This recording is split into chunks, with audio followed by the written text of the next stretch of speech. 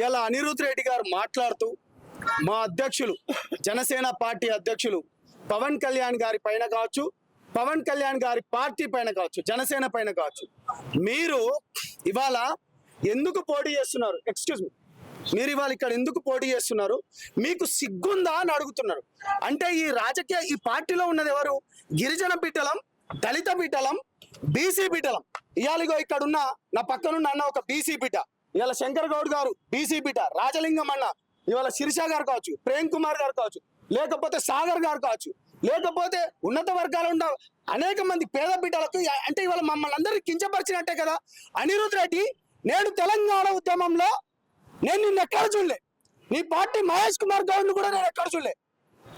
తెలంగాణ ఉద్యమంలో అనేక ఉద్యమాలు చేసుకొని ఉన్న మేము బిడ్డ ఖబర్దార్ అని హెచ్చరిస్తున్నా.